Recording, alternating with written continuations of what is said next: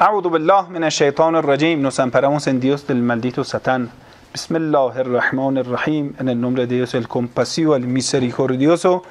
Wa sallallahu ala sayyidina wa nabiyyina Abul Qasim al-Mustafa Muhammad. Allahumma salli ala Muhammad wa ali Muhammad wa ajil farajah. Estamos en la clase de las leyes prácticas del Islam y hemos empezado como una introducción hablando de la historia de las leyes. Ahí hemos llegado a conclusión que en el Antiguo Testamento hay muchas leyes y lo más importante, la ley del profeta Noé y la ley del profeta Moisés. Entonces, hoy vamos a hablar sobre la historia de la ley en el tiempo de Santísimo Jesús, nuestro queridísimo profeta. Bueno, hay que tener en cuenta que la ley que estableció en el tiempo de profeta Moisés eran 10 mandamientos y explicaciones que el profeta Moisés y otros profetas daban. Entonces, en base a eso, el pueblo judío creció.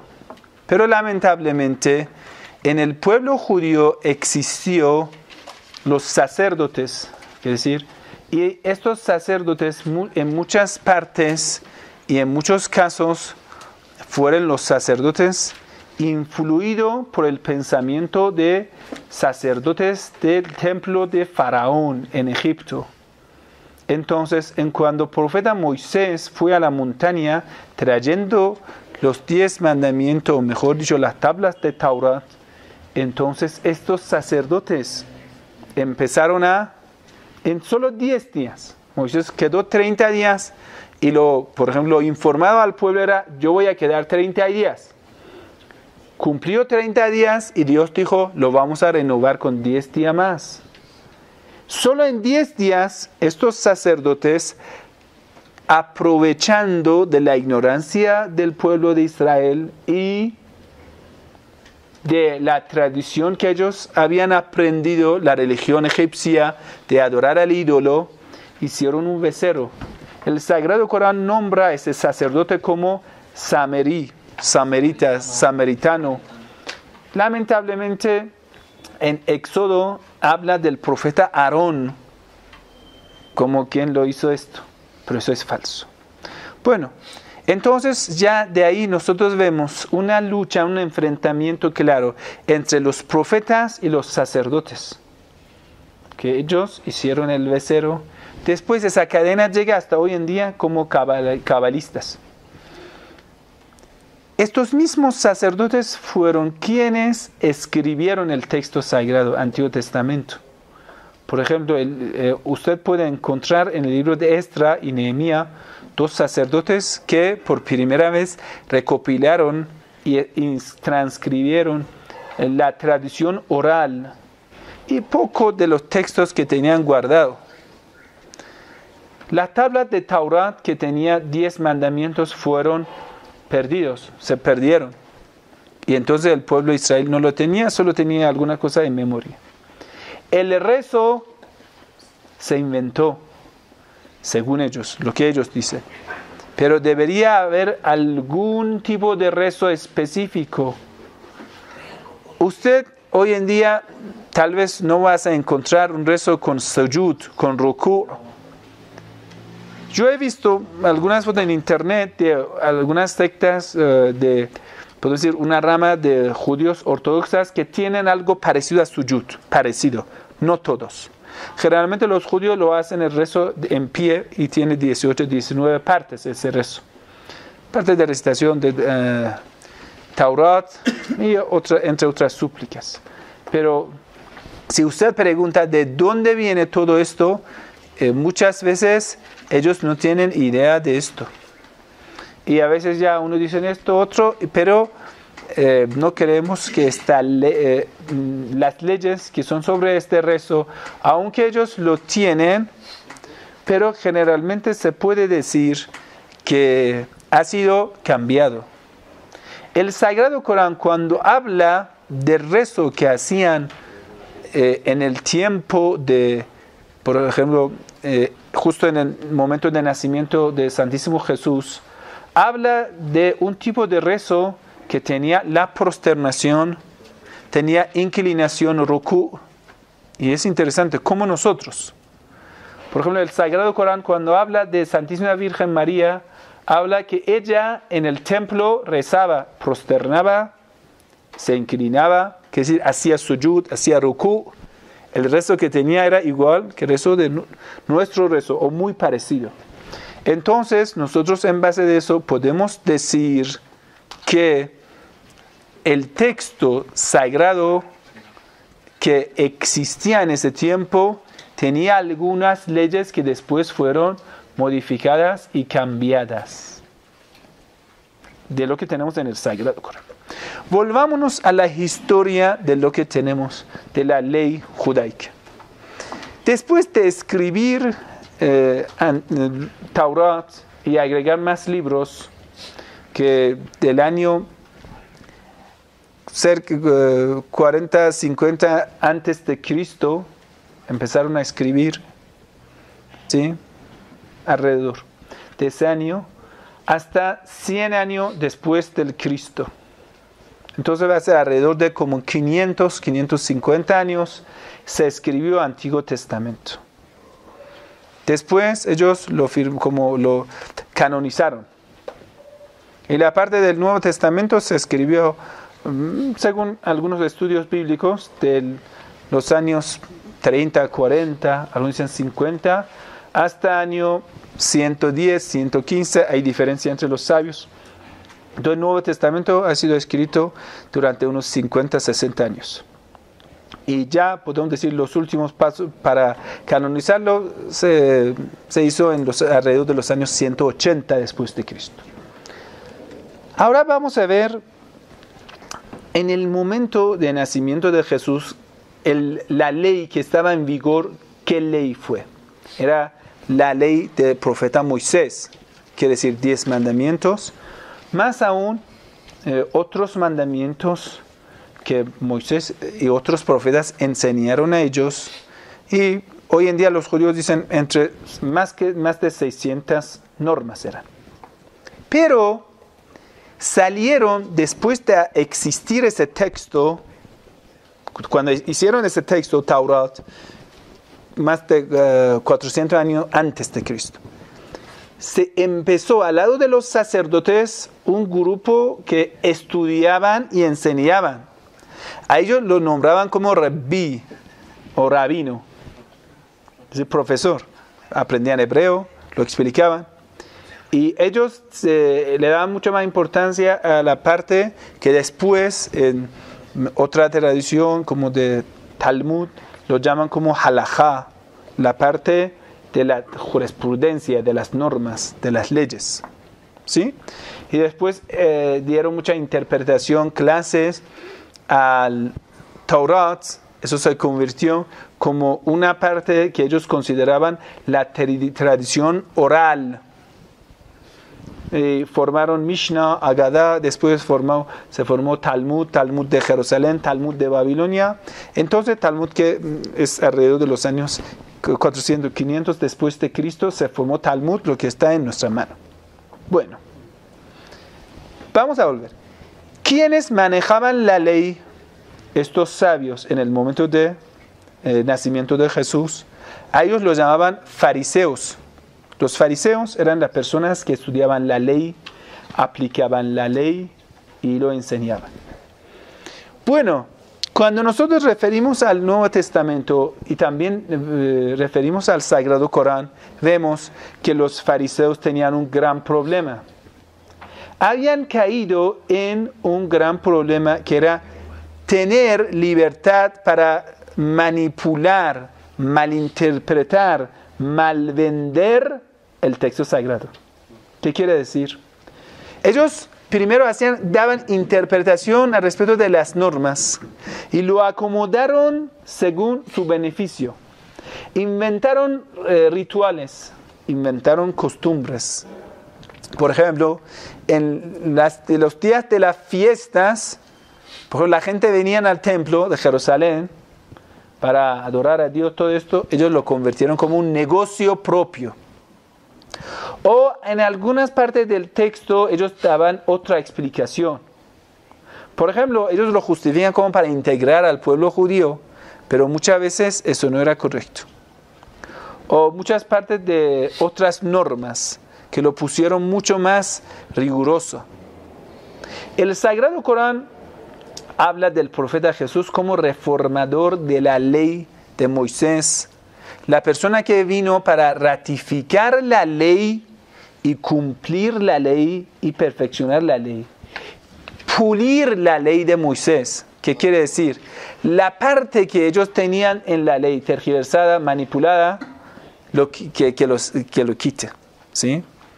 Por ejemplo, hemos dicho ayer que en los 10 mandamientos está bien claro que robar, no sé, matar, un montón de otras cosas son prohibidos. Pero si una persona venga a decir que sí es prohibido solamente para los judíos, pero tú puedes robar de los gentiles, quiere decir no judíos, eso es falso, ¿sí? Quiere decir dar una explicación, una interpretación falsa de la ley.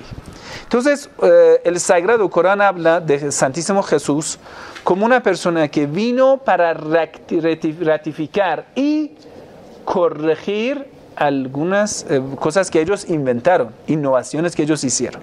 Por ejemplo, el día sábado es el día de adorar a Dios, pero ellos en ese día ni siquiera ayudaban a un pobre. Entonces, cuando un día sábado Jesús ayudó a los pobres, ellos vinieron a decir, ¿cómo tú vas a ayudar? No sé, por ejemplo, a un pobre le ayudó para cosechar, etc. Entonces, a él vinieron a molestar, criticar. Quiere decir, ellos llegaron a una mala comprensión de la ley que era rigurosa y falsa. Estamos en la ley. Entonces, cuando nosotros, ya el Sagrado Corán está bien claro de lo que habla de la ley. Vamos a ver qué dice Santísimo Jesús sobre la ley. En Mateo, en el Evangelio de Mateo, capítulo 5, 17. De versículo 17 estoy leyendo. No penséis que he venido para abolir la ley. No penséis. Porque cuando veían que el Santísimo Jesús está corrigiendo muchas partes de la ley que ellos pretenden, ellos decían, mira, Él ha venido para abolir nuestra ley. Entonces, Santísimo Jesús, como una respuesta, una réplica a los fariseos, dice, no penséis que he venido para abolir la ley. La ley, o los profetas. No he venido para abolir la ley o los profetas. No he venido para abolir, sino para cumplir.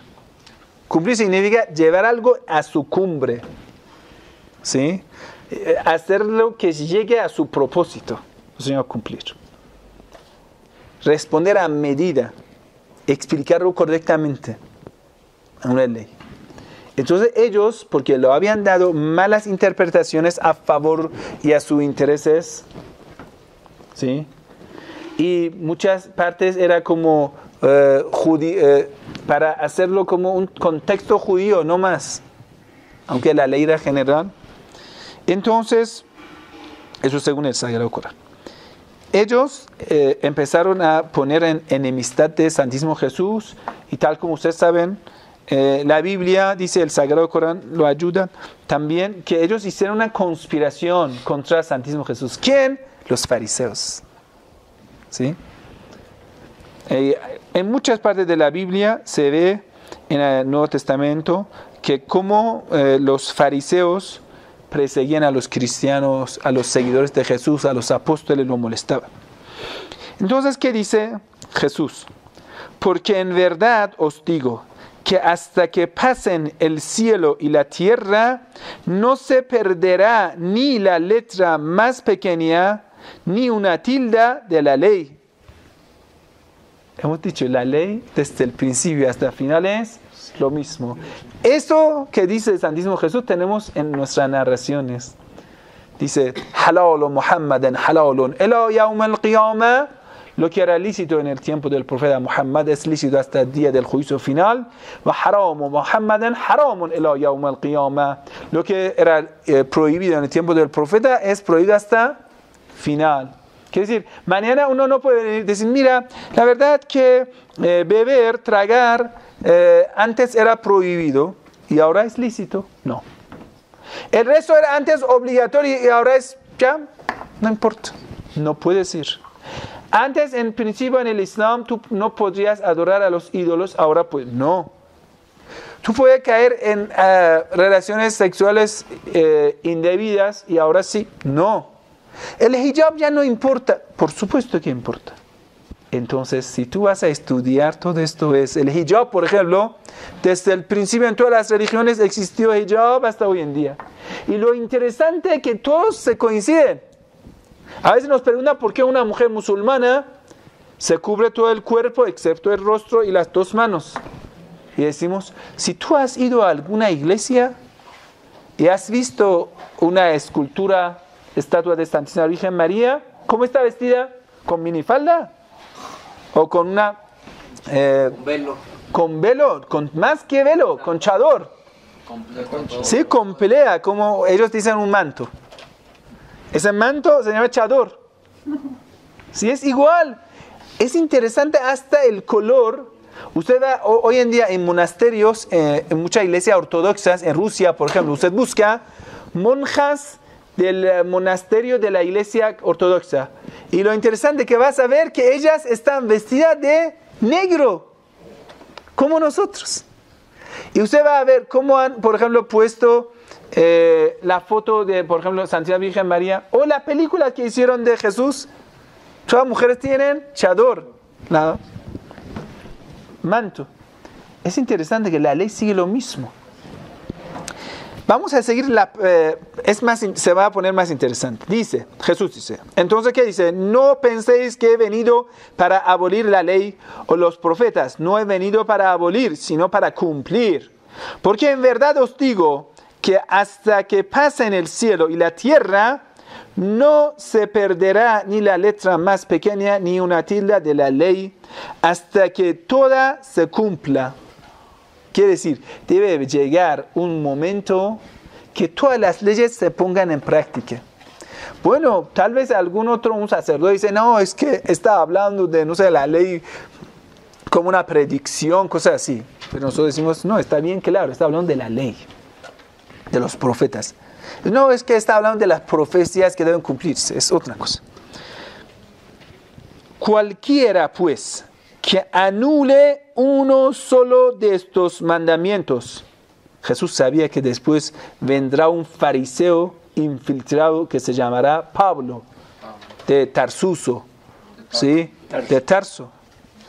Entonces, este fariseo infiltrado se meterá entre los cristianos y que va a querer abolir la ley. Cualquiera, pues, que anule uno solo de estos mandamientos, aún de los más pequeños, y así lo enseñe a otros, ya sabía, en sus cartas vaya a enseñar a los demás, será llamado muy pequeño, quiere decir inferior, en el reino de los cielos. Quiere decir, en el cielo a esa persona lo considera infernal. Pero cualquiera que los guarde y los enseñe, este será llamado grande en el reino de los cielos. Es decir, va a estar en un lugar muy alto, en el cielo. Va a estar en el paraíso. ¿Por qué os digo que si vuestra justicia no supera la de los escribas y fariseos, Pablo, no entraréis en el reino de los cielos? Es una predicción de Jesús. Sabe que después Pablo viene a tergiversar. Ahora vamos a ver qué dice Pablo, por ejemplo, en Galateas. En su carta a Galatas, ¿sí? Capítulo 3, versículo 2, dice: esto es lo único que quiero averiguar de vosotros. ¿Recibisteis el Espíritu por las obras de la ley o por el oír con fe? Pablo hizo una innovación. ¿Qué pasó? Déjenme explicar. Pablo era la persona que perseguía a los creyentes. En Galateo usted va a saber. Él mismo dice, yo fui un fariseo fanático desde cuando yo nací, era de una familia judía, muy farisea, muy fanática. Yo perseguía a los creyentes.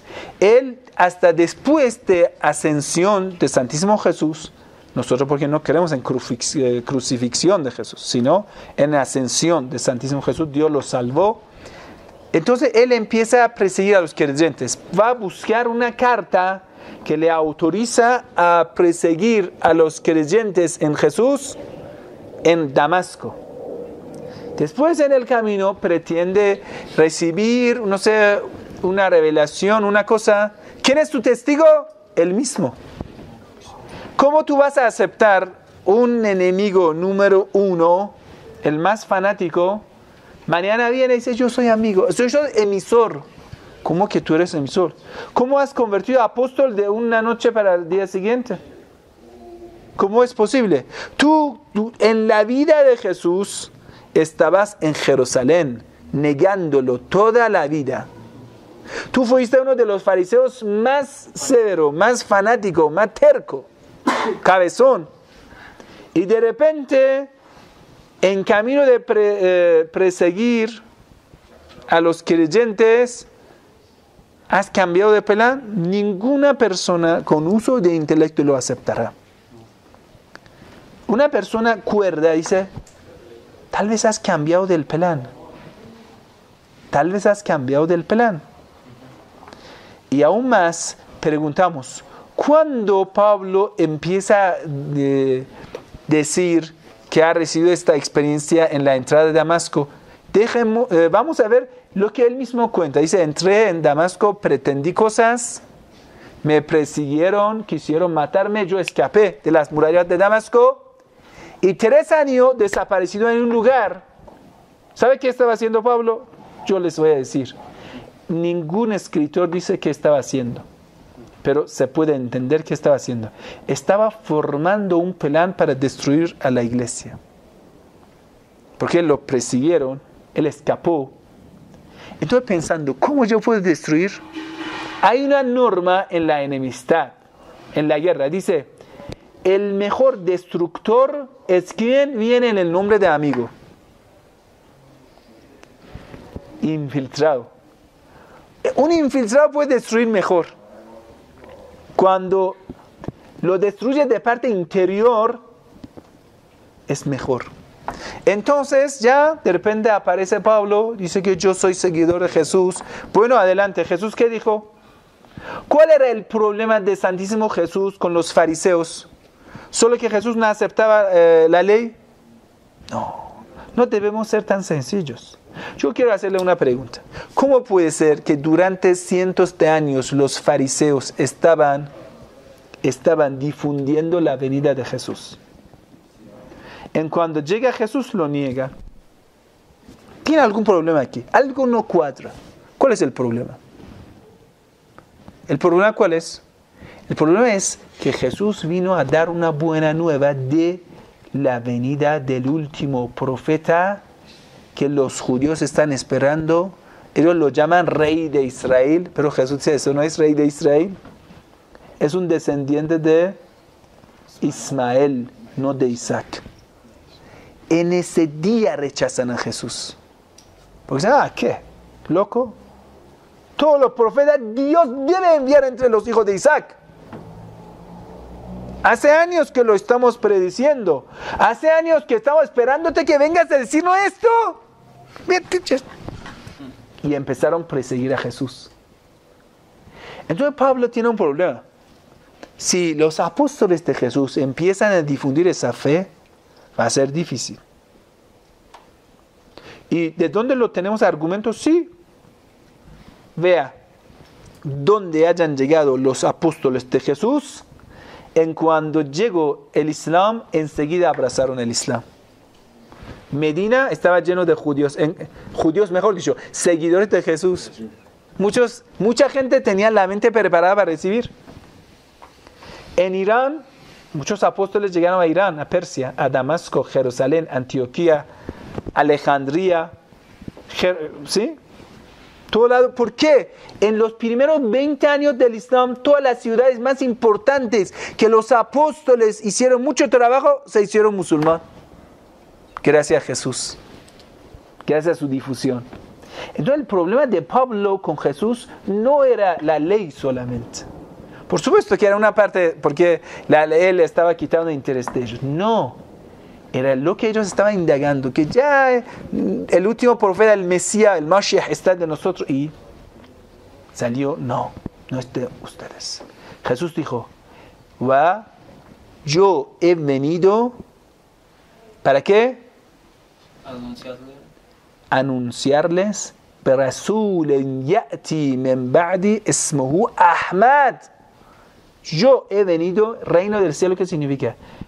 Ellos lo tradujeron como reino del cielo. Quiere decir la venida, la buena nueva de la venida del último profeta. Yo les digo, reino del cielo, ¿qué es? ¿Por qué ha pasado 2000 años y no ha llegado el reino del cielo? Porque Jesús dice, está cerca, está por venir, va a venir ya. Ellos dicen Espíritu Santo, ¿qué ha hecho? ¿Ha traído la justicia a la tierra? Cada día está poniendo peor. No, ha llegado algo. Ha llegado alguien que trajo la ley. Vean Juan de 14 a 25. Que dice, si yo no me vaya, Él no va a venir. Cuando Él venga, les va a enseñar la ley. Para cumplir la ley. ¿Quién enseñó? Ahora vamos a ver. Usted hoy en día vaya a buscar Talmud, Shulchan Aruch, otros libros de mandamientos. Usted va a ver la ley que tienen los judíos, ¿sí? Y que Jesús vino para cumplirla, esta ley. Vamos a ver de qué habla. De Zara'im, agricultura, de matrimonio, de ibadat, adoraciones, ¿de qué más? De tahurat, purificación, de estos. Estos son actos personales. ¿Sí? Purificación, matrimonio, agricultura. ¿Y dónde está el gobierno? ¿Dónde está el negocio? ¿Dónde está la política? ¿Dónde están miles de otras normas? ¿La jurisprudencia dónde está? Pasó 2000 años y ¿quién lo trajo para nosotros? Ahora vas a ver lo que trajo profeta y en el Sagrado Corán y la enseñanza de Ahlul Bayt. 250 años de la enseñanza. ¿Sabe cuántos 1000 tomos tenemos de la jurisprudencia islámica? Ahora, yo tengo aquí en mi laptop solo un programa, se llama la jurisprudencia islámica. Tiene 3400 tomos de libros de jurisprudencia islámica. Todos los detalles ahí están. ¿Dónde está la jurisprudencia? ¿Quién cumplió la ley? ¿Cómo Jesús cumplió la ley? Nos presentó el último profeta. Vamos a ver. Pablo, el fariseo, empieza a trabajar. Si yo vengo a decir que yo soy enemigo de Jesús, no funciona. Yo diré que he visto un sueño, cosas, ya soy amigo de Jesús, voy a ser seguidor de Jesús, pero ahí adentro lo voy a destruir. Entonces va a ver, ¿dónde está el punto principal? La ley. Si yo destruyo la ley, no queda nada.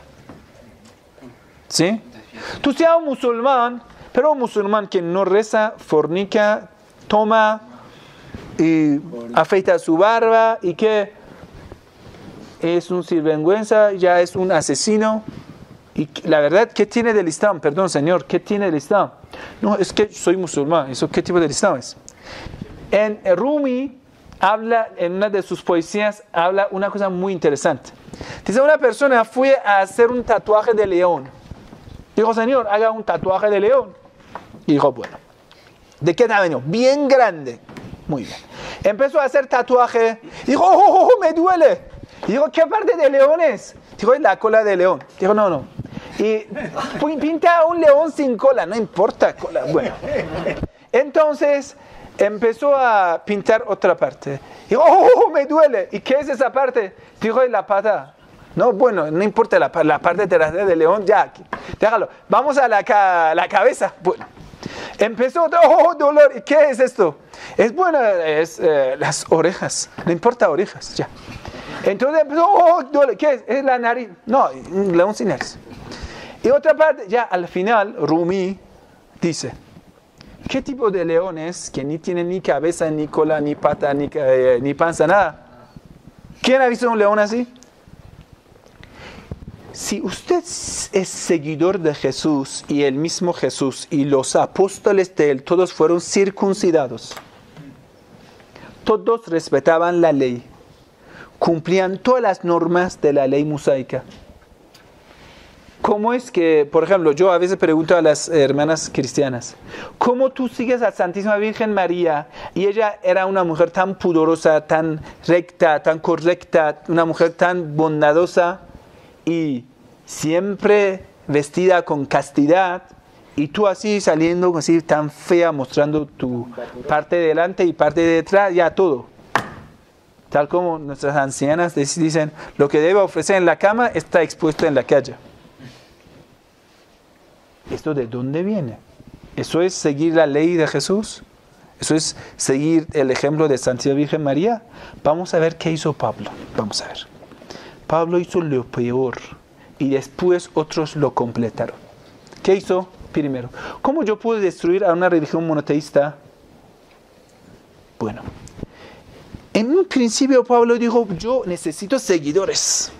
Voy a empezar a arrancar a trabajar. Empezó a difundir. Yo he visto a Jesús, todo esto. Entonces le dijeron, bueno, ¿qué? Anda, como otros apóstoles, a difundir el mensaje. ¿Cuál es el mensaje? La venida del último profeta.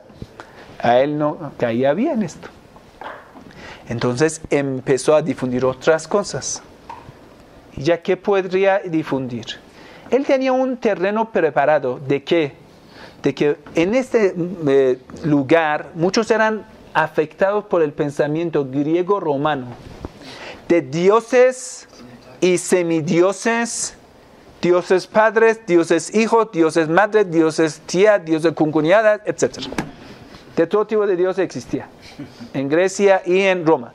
Ellos tenían en la mente, metían en la mente, la persona que tenga un poder, una fuerza especial, como los héroes, como Hércules, ellos son semidioses.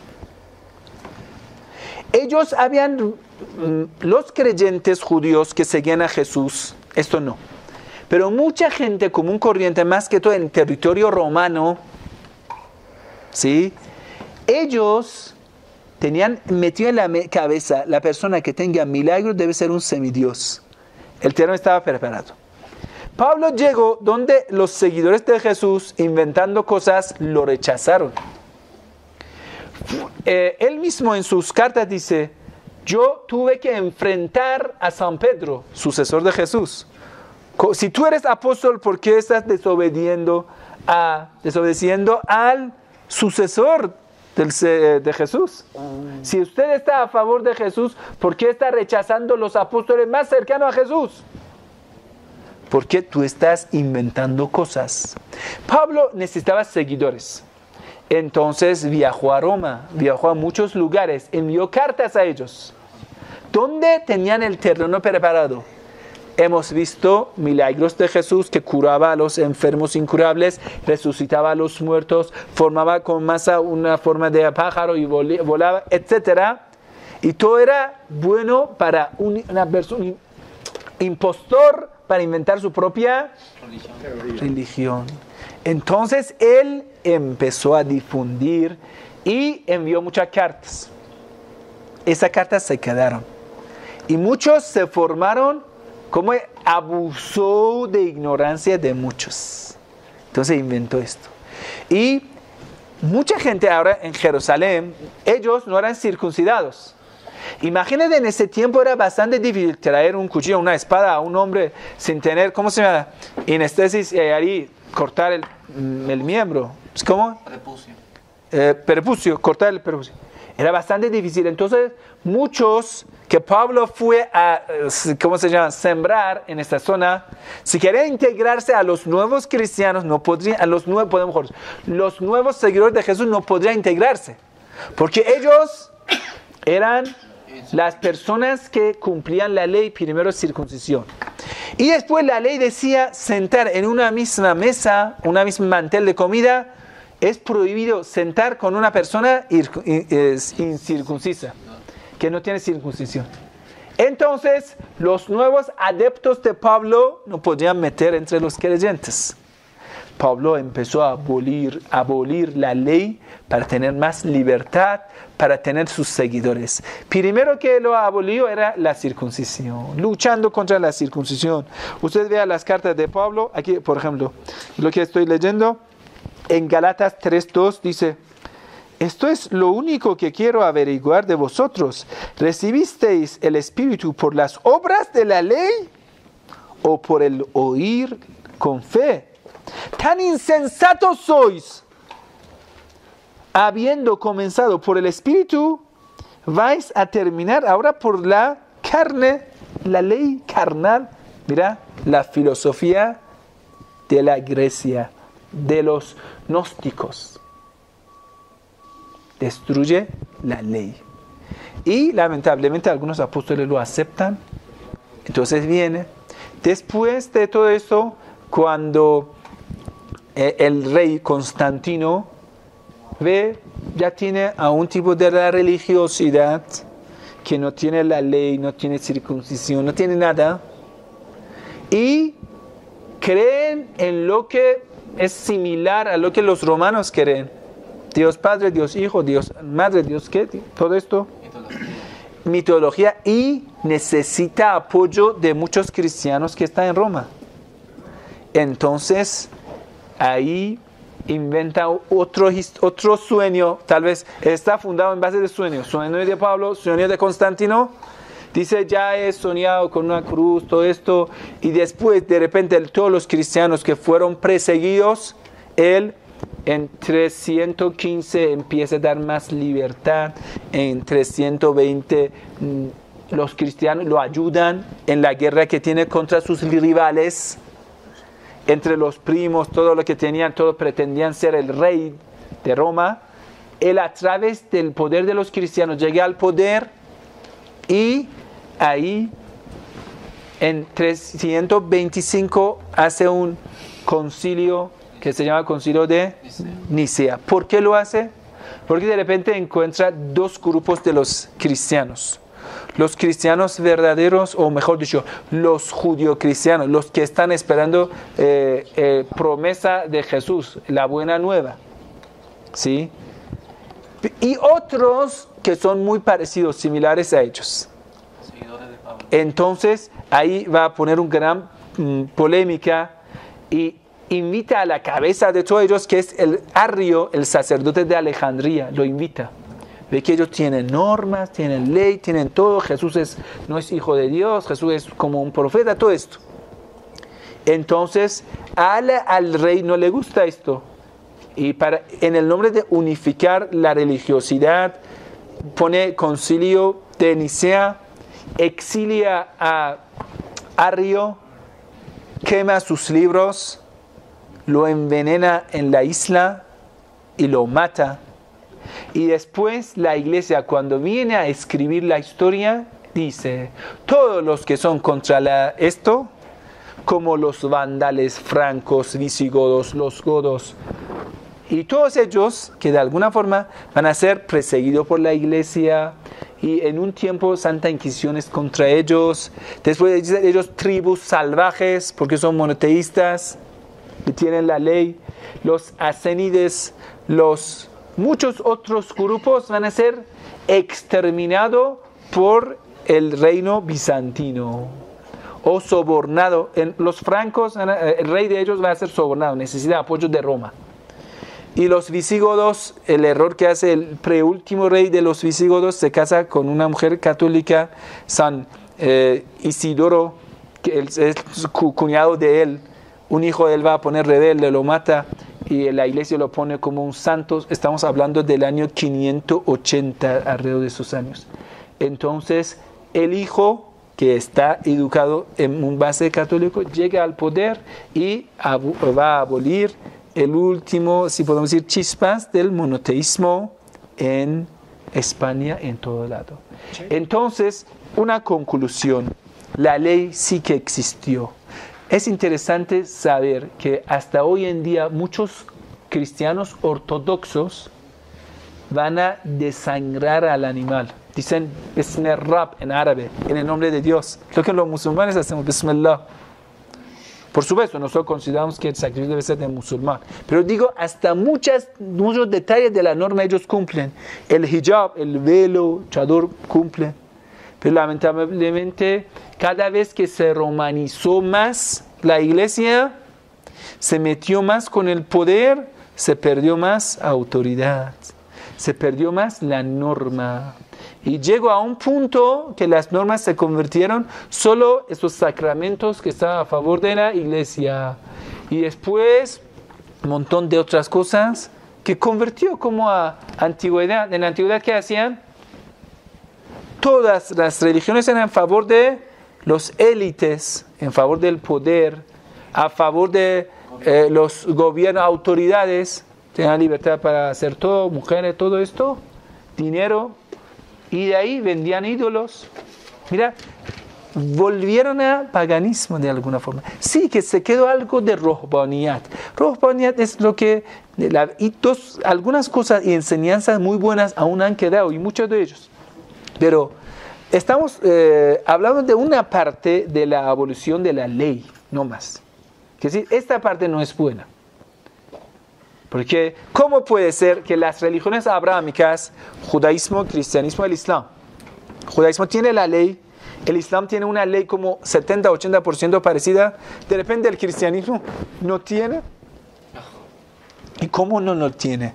Y todos los seguidores de Jesús en el principio cumplían todas las normas. De repente Pablo lo va a separar. Entonces muchos bíblicos lo llaman fundador del cristianismo.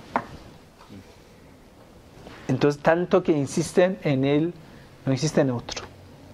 Bueno, queremos en esta parte concluir.